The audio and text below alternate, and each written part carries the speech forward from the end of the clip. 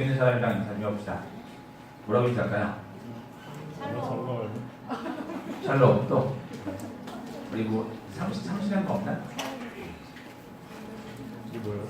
샬롬. 저희 참 잘 오셨습니다. 갑시다. 웰컴. 자, 말씀 시작합시다. 지난 월요일날 저희 아내가 핸드폰을 바꿨습니다. 뭘로 바꿨냐면은 갤럭시 S9 플러스로 바꿨어요. 와. 갤럭시 S9 플러스 256기가로 바꿨습니다. 와. 누가 사셨는지 알아요? 제가 사셨어요. 와. 일시불로. 와. 근데 그게 원래 가격이 엄청 비싸더라고요. 아세요? 100만 원이 넘어요. 와. 10 얼마인가 그래. 근데 구경하러 갔다가 삼성 직원이 이 기능에 대해서 보여주는데 딱 우리가 원하는 기능이 탑재가 되어 있어요. 얘가 뭐가 탑재되어 있냐면은 빅스비라고 알아요? 빅스비? 갤럭시에 있는 어플 중에 하나인데 그 빅스비 어플을 실행을 하고 그 카메라가 이렇게 켜지면은 그 카메라로 갔다가 그 아무 글씨 있죠. 뭐 한국어든 영어든 일본어든 중국어든 뭐 벵골어든 크메르어든 뭐든 언어도 있잖아요. 그냥 갖다 대기만 하면은 바로 그 자리에서 번역을 해줘. 그러니까 외국 가서 길을 잃어버릴 염려가 없는 거예요. 신기하죠? 거기 꼭 갔어 우리가. 갔는데 사산이 너무 비싸. 그리고 그냥 일반 핸드폰 가게 가서 사자니 꼭 약정을 걸어야 돼요. 그러니까 그거 되게 골치 아프더라고요. 어떻게 하다가 중고나라를 검색해 보니까 싸게 팔더라고요. 그래서 싸게 파는 이제 중고나라 중고 매장에 갔어요. 중고 매장 갔는데 나이가 바보가 아닌데 우리 집사람이 저한테 그런 얘기를 하는 거예요. 그 핸드폰 중에 그 핸드폰 매장에 가면은 가짜 핸드폰 있는 거 아세요? 그 모가폰이라고 그러나? 가짜 핸드폰 있죠. 나 그냥 들고 있다가 이렇게 넘겨봤더니 이렇게 안 넘어가는 거야. 그래서 나도 안 넘어가는 거 알면서 넘겼는데 집사람이 그러는 거예요. 무식하냐고 그거 안 넘어가는 건데 왜 그렇게 있냐고 이렇게 저한테 그러는 거예요. 나도 안 넘어가는 거 아닌데 똑같이 생겼더라고. 애들 장난감 주기 참 좋을 것 같아요. 자, 근데 겉모습은 진짜 핸드폰이랑 완전히 똑같아요. 완전히 똑같고 시작 화면도 완전히 똑같아요. 근데 그거는 사실은 핸드폰이 아니죠. 핸드폰을 보여주는 그림일 뿐인 거예요. 그렇죠? 근데 핸드폰에 대해서 잘 모르는 사람은 그리고 그 핸드폰이 출시되기 전이라면은 사람들은 그냥 그 핸드폰만 보고 이거 참 괜찮을 것 같다 라는 생각을 합니다. 그쵸? 근데 그 핸드폰이 진짜로 출시가 되고 그 핸드폰을 누가 사가지고 실제로 보여줬어요. 터지는 것도 보여주고 화면 넘기는 것도 보여주고 인터넷 하는 것도 보여주고 카메라로 사진 찍는 것도 보여줬습니다. 근데 그걸 가지고 이 핸드폰 가짜다라고 하면 그 사람 뭐가 되는 거예요? 그 사람이 바보가 되는 거예요. 그렇죠? 근데 이 세상은 이상하게도 그렇지가 않아요. 왜 그러냐면은 이스라엘 사람들, 유대인들 성경 교육을 잘 받은 사람들도 그림으로 온 선지자들 있죠. 그림으로 온 선지자. 그러니까 그 사람이 선지자지 하나님이 아니에요. 그 사람은 선지자지 하나님의 아들이 아닙니다. 근데 하나님의 아들이 이 세상에 진짜로 왔음에도 불구하고 하나님의 아들보다 이전에 온 그림으로 온 선지자들을 모형으로 온 선지자들을 더 좋아하는 경우가 이 당시에 있었습니다. 그리고 그 사람들이 여기서 누구로 표현되고 있냐면은 서기관과 바리새인이라는 사람으로 표현이 되어 있습니다. 그러니까 이 사람들에게 다 보여줬어요. 내가 하나님의 아들이라는, 내가 그리스도라는 그 모든 표적들을 다 보여주었습니다. 근데 그거를 믿지 않는 거예요. 자, 그래서 이 사람들에게 예수님께서 어떤 말씀을 했냐면은, 자, 오늘 본문 마태복음 12장 38절부터 같이 한번 읽어보겠습니다. 시작. 그때 서기관과 바리새인 중 몇 사람이 말하되 선생님이여 우리에게 표적 보여주시기를 원하나이다 라고 합니다. 자, 뉘앙스를 잘 봐야 돼요. 뉘앙스를. 예수님 저한테 표적을 보여주시면 제가 믿겠습니다. 이게 아니에요. 이거는 그래도 그나마 괜찮죠. 이렇게 얘기했던 사람이 또 있기도 하죠. 기드온이라는 사람이 하나님 표적을 보여주면 내가 하나님의 뜻대로 행하겠습니다 라고 했죠. 그리고 무려 그 표적을 2번이나 보여달라고 했습니다. 그리고 그 표적을 보고 담대하게 싸워나가서 이겼죠. 그래요. 여기까지는 괜찮습니다. 근데 여기서 서기관과 유대인들이 표적을 보여주십시오. 그러면은 이겼습니다. 그러면은 따르겠습니다 라고 할 때 이거는 그런 의미가 아니에요. 이미 예수님은 많은 표적들을 보여주셨습니다. 뭘 보여줬죠? 아픈 사람을 살리셨죠. 중풍병자를 살리시고 안 보이는 사람을 고쳐주시고 라는 표적들을 많이 보여주셨어요. 이미 많이 보여주었는데 지금 이 사람들은 그 표적은 꼭 그것이 메시아일 필요는 없다 그거예요. 근데 우리가 지지난 설교할 때 그랬죠. 메시아가 왔을 때 어떤 일이 일어난다고 했죠? 세례 요한의 제자들이 예수님께서 물어봤죠. 그때 예수님께서 무슨 말씀을 해주셨죠? 눈먼 자가 보고 맹인이 눈먼 자죠. 눈먼 자가 보고 귀머거리가 듣고 알진뱅이가 서고 복음이 생명이 선포되었다 하라 라고 예수님께서 말씀을 하셨습니다. 그리고 그 사역들을 누구도 같이 경험했어요? 그 기적을 누구도 같이 경험했어요? 서기관과 바리새인들도 이것에 대해서 보고 경험을 했습니다. 근데 안 믿는 거예요. 안 믿으면서 12장 초반에 보면은 뭐라고 얘기하냐면은 그런 것은 바알세불 곧 마귀의 힘을 빌어서 예수님께서 기적을 일으킨 것이다 라고 예수님을 폄하합니다. 근데 이거는 단지 폄하가 아니에요. 바알세불이 누군지 아세요? 바알세불이 누굴까요? 마귀예요. 마귀 새끼가 바알세불입니다. 근데 예수님한테 뭐라는 거예요? 예수님한테 마귀라는 거예요. 지금 그런 식으로 얘기를 하는 거예요. 네가 하는 거는 하나님의 능력이 아니라 네가 하는 거는 마귀의 능력이야. 이렇게 하는 거예요. 그러니까 우리가 찬양을 하죠. 봉사도 합니다. 근데 여러분한테 야 네가 하는 그 찬양은 마귀 찬양하는 거야. 그런 식으로 하면 기분이 좋겠어요? 안 좋지. 때려버리고 싶을 거 아니야. 야 네가 그 봉사하는 거는 하나님이 하는 거 아니야. 널 위해서 하는 거고 네가 그렇게 봉사하다가 그렇게 그만하게 하면은 오히려 마귀가 더 좋아. 이렇게 하면 기분 좋겠어요? 안 좋지. 근데 그 얘기를 누구한테 하는 거예요? 예수님한테 하는 거예요.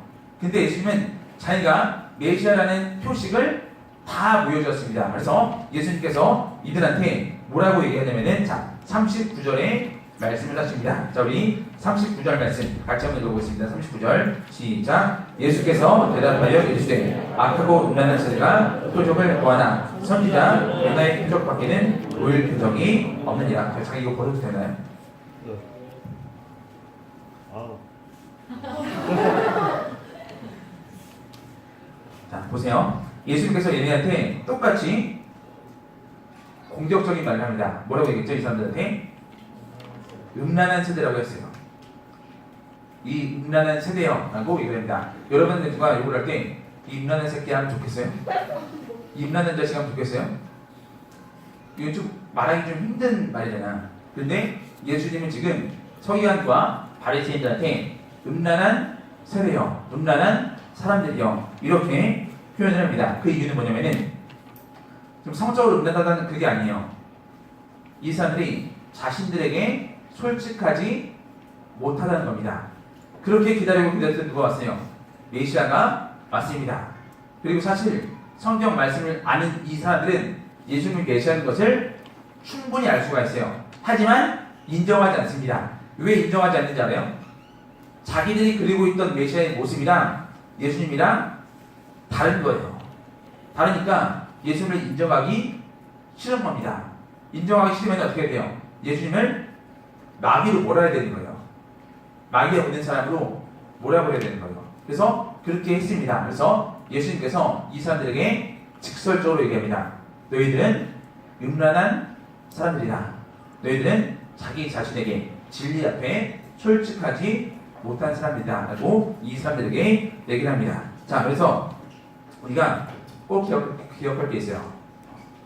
여러분은, 나도 그렇고 여러분도 그렇고 진리 앞에서 솔직해져야 돼요.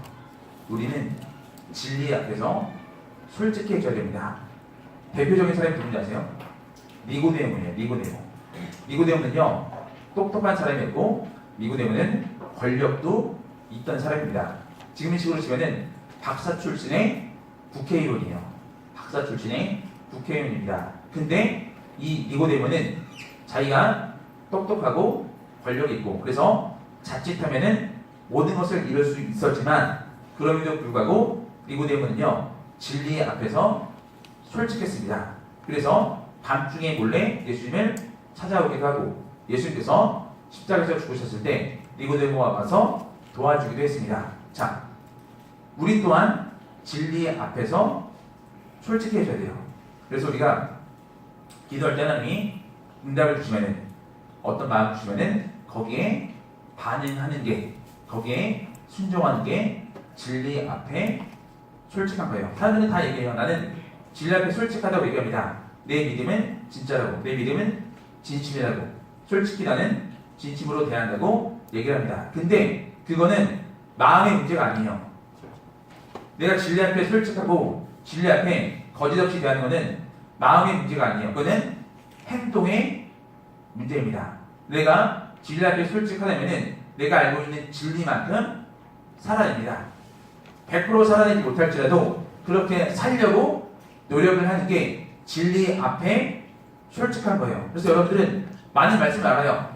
그 말씀을 통해서 내가 어떻게 반응해야 되고 어떻게 살아야 하는지도 많은 기독교들은 다 알고 있습니다. 원수가 있을 때 용서해주고 사랑해야 되는 것 다 알아요. 예배 시간에 지각하지 말아야 되는 것 다 압니다. 예배 시간에 온 마음과 정성과 뜻을 다해서 우리 하나님만 높여야 되는 것을 우리는 알아요. 알지만 그렇게 하지 않아요. 그리고 하지 않으면서 나는 진리를 알고 진리에 솔직하지만 지금 내 상황이 이렇기 때문에 내 감정이 이렇기 때문에 나는 지금 그렇게 반응하지 못하는 것 뿐이야 라고 자기 자신을 위로합니다. 그게 누군지 알아요? 음란한 신인 거예요.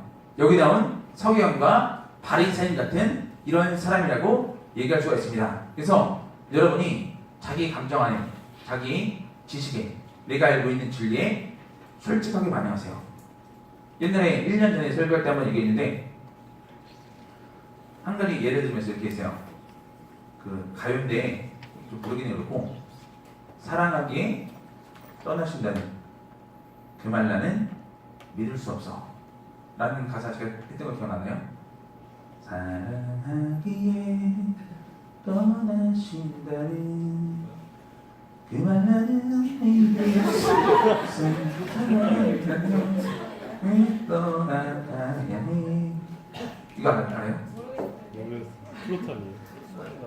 그 네이버 나중에 한번 불러주니까 네이버 그 음악 어플 키고 들어보세요. 자, 사랑은 헤어질 것 같아요. 사랑은 떠날 것 같아요. 뻥이에요, 그거. 뻥이에요. 내가 예수님 사랑하는데 예수님 말씀에 의심할 것 같아요? 아니에요, 안 그래요. 진리 앞에 솔직한데 내가 거기에 반응하지 않는 것 같아요? 뻥이에요. 사랑이나 감정의 표현은 솔직해야 되죠. 진리의 배우리는 솔직히 반응해야 돼요. 솔직히 반응하는 그 사람이 성장합니다. 솔직하게 반응하지 않으면 가식적인 이 율법 학자들처럼 서기관처럼 바리새인처럼 사두개인처럼 그렇게 예수님을 폄하하게 되어버린 거예요. 그렇게 하다가 자유주의라는 신앙에 나와서 하나님 말씀이 100% 맞는 건 아니다. 거기까지 가는 거예요. 자기 감정에 솔직하지 못해서 자기 진리 앞에 솔직하지 못해서 자 그래서 예수님께서 이 사람에게 뭐라고 얘기했냐면은 선지자 유나의 표적밖에는 보일 표적이 없느니라 라고 얘기합니다. 너희들에게 더 이상 보일 표적이 없다. 그 표적이 하나인데 그거는 선지자 요나의 표적이다 라고 얘기합니다. 선지자 요나의 표적이 뭐냐면은 오늘 본문 12장 40절 말씀에 나왔습니다. 자, 우리 12장 40절 말씀 같이 한번 읽어보겠습니다. 시작. 요나가 밤낮 사흘 동안 큰 물속의 뱃속에 있었던 것 같이 인자도 밤낮 사흘 동안 땅 속에 있으리라. 자, 요나가 하나님 뜻에 순종하지 못하고 다른 곳으로 가다가 큰 물고기에게 잡아먹혀서 무려 3일 동안 그 물고기 뱃속에 있었습니다. 그 물고기 뱃속을 우리는 성경에서 수올이라고 표현을 합니다. 자, 곧 지옥이라는 뜻인데 지옥은 어떤 곳이냐면은 가장 1차적으로는 하나님과 완전히 단절되어 있는 곳이에요. 지옥은 하나님과 완전히 단절되어 있는 곳입니다. 자, 이 세상에 살아가는 사람들은 예수님을 믿지 않아도 무엇을 누릴 수 있는지 아세요? 예수님의 은혜와 예수님의 자비와 예수님의 사랑을 누릴 수가 있어요. 그래서 이 세상에서도 예수님을 믿지 않지만 사랑할 수가 있죠. 다른 사람을 용서해 줄 수가 있습니다. 불신자도 이거를 할 수가 있는 거예요. 근데 이게 왜 가능하냐면은 그래도 예수님의 은혜 범위 안에 걸쳐있기 때문에 가능한 거예요. 근데 지옥은 그런 게 전혀 없습니다. 거기는 사랑이라는 개념 자체가 아예 없어요.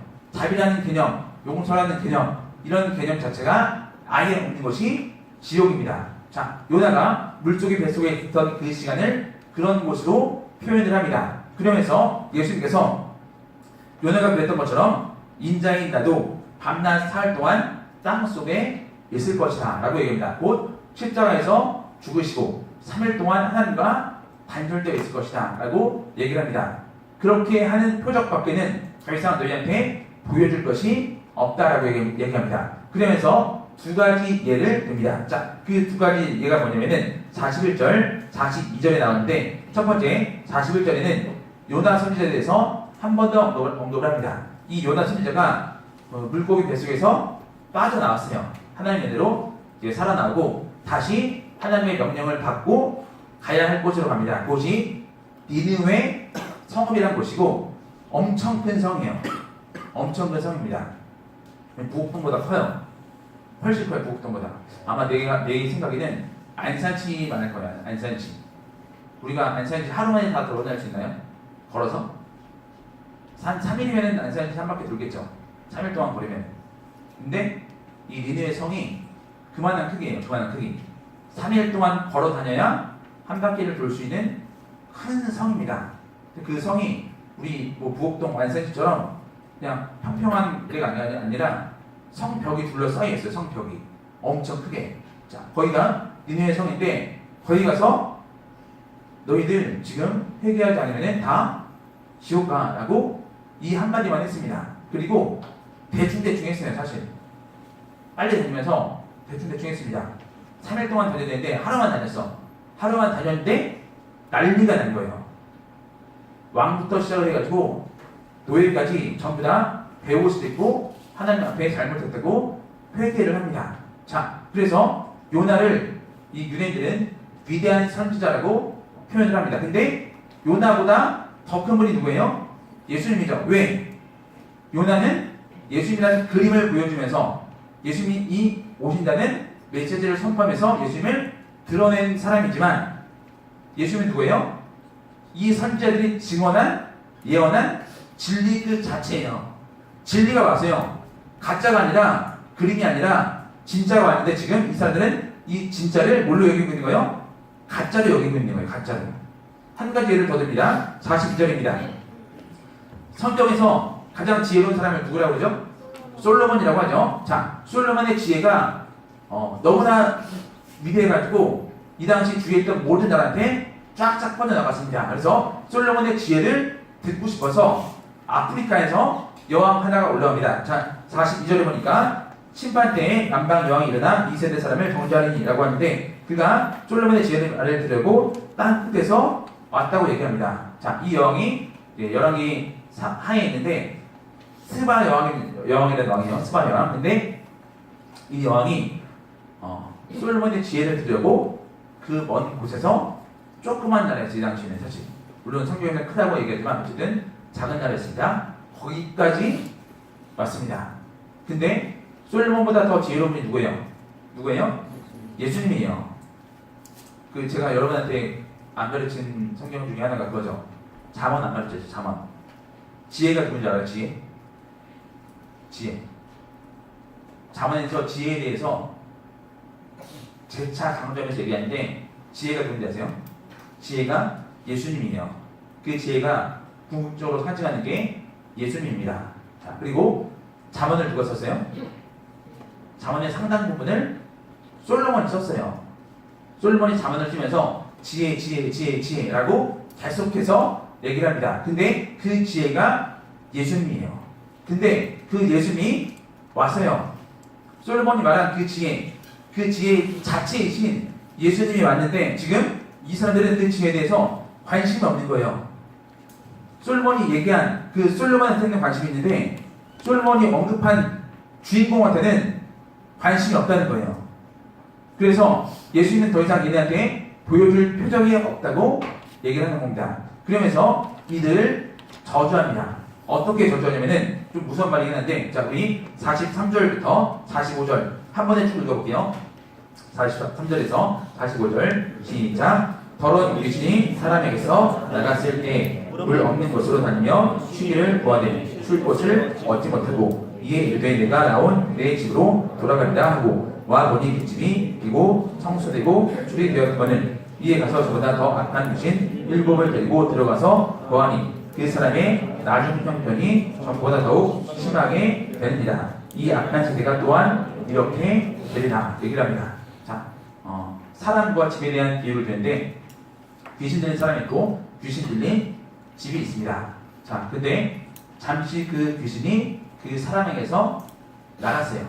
그 집에서 나갔습니다. 나가서 다른 곳에 가서 쉬려고 했는데 쉴만한 곳을 찾지 못한 거예요. 그래서 자기가 원래 살고 있던 사람한테 가보니까 자기가 원래 살고 있던 집에 가보니까 자기가 떠난 게 어떻게 돼요? 이 집이 깨끗해져 있는 거예요. 그 사람이 멀쩡해져 있는 거예요. 자, 그래서 내가 딴 데 갈 필요 없지 그냥 여기 다시 들어가서 살면 되겠구나 합니다. 근데 혼자 가자면 어떻게 해요? 자기 친구들을 같이 데리고 가는 거예요. 왜? 여기가 더 넓어지고 더 편해졌기 때문에. 이게 뭐냐면은 잘 들으세요. 이 바리새인들, 예수님을 믿지 않던 사람들, 근데 이 사람들은 하나님을 믿습니다. 성부 하나님을 믿고 이들도 메시아를 기다리고 있습니다. 그리고 이들도 신앙 때문에 많은 핍박들을 받았습니다.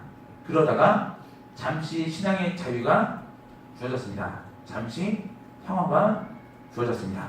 근데 그 잠시 주어진 그 평화의 시기에 마귀가 나간 그 시기에 성령으로 자기를 채우지 않는 거예요. 주의 말씀으로 자기를 채우지 않습니다. 그리고 무방비 상태가 돼서 마귀가 누구나 잡아먹을 정도로 자기 마음을 열어놓은 거예요. 그래서 귀신들이 그 전보다 더 많이 들어갈 수 있는 악한 마음밭이 된 겁니다. 그래서 우리가 이걸 꼭 기억해야 돼요. 우리 대한민국부터 기억하면은 우리나라는 자유의 나라죠. 자유를 빼면은 대한민국은 존재하지 않아요. 우리나라는 자유 대한민국입니다. 그러면서 우리가 가장 많이 누리는 게 뭐냐면은 신앙이에요. 신앙. 전 세계적으로 신앙의 자유가 있는 나라는 거의 없어요. 전도의 자유가 있는 나라는 거의 없습니다. 선교의 자유가 있다. 이런 나라 거의 없어요. 이런 자유가 있는 나라는 선진국이에요. 미국, 캐나다, 호주, 유럽, 한국, 일본 이 정도 나라밖에 없어요. 이게 다예요. 그 외에는 없습니다. 인도네시아 아시죠? 인도네시아 무슬림 국가예요. 거기는 물론 종교 비자가 있어가지고 선교사 비자를 받고 선교하시는 선교사들이 많이 있습니다. 하지만 대부분의 나라는 그런 나라가 없어요. 그냥 불법으로 비자를 받아서 불법으로 선교를 합니다. 제가 어제 아는 선교사님하고 얘기를 하다가 비자 문제에 대해서 얘기를 했는데 우리 교회 집사님 중에 한 분이 방문해서 사업을 하세요. 그분을 통해서 비즈니스 비자 받아가지고 들어올까 생각 중이다 라고 얘기했더니 절대로 그렇게 하지 말라는 거예요. 그거는 불법이기 때문에 절대로 그렇게 하지 말아요. 물론 선교 비자가 없고 종교 비자가 없지만 그래도 어떻게라도 합법적인 비자를 받아서 와서 사역을 하라고 합니다. 그래서 어학 비자를 받든 처음에 NGO 비자를 받든 해서 실제로 그런 사역들을 하면서 선교를 하라고 합니다. 근데 대부분의 선교사들은 그렇게 사역을 못해요. 왜 그러냐면은 그런 비자가 잘 안 나와요. 그런 비자가 대부분의 나라는 그런 비자 자체가 없습니다. 예전에 갔던 말레이시아 선교사님도 아이들 학교 가디언 비자로 선교를 했어요. 그만큼 비자가 안 나와요. 근데 우리나라는 관광 비자 받아서 선교를 해도 아무도 뭐라고 안 해요. 그래서 무슬림들이 와서 요즘에 선교 많이 해요. 아세요? 무슬림들 선교 많이 해요, 우리나라에서. 근데 이 신앙의 자유가 있을 때 우리가 말씀으로 우리를 채우지 않고 성령으로 우리를 채우지 않으면은 결국 어떻게 되는지 아세요? 우리도 이 바리새인들처럼 유대인들처럼 마귀한테 나를 내어주는 거예요. 그리고 실제로 우리나라도 기독교 핍박 국가였어요. 아세요? 90년 전까지 우리나라도 기독교를 박해하던 예수 믿는 사람을 잡아 죽이던 그런 나라였습니다. 아니 90년도 아니에요. 정확히 말하면 이제 종교의 자유가 주어진 지 70년밖에 안 돼요. 70년.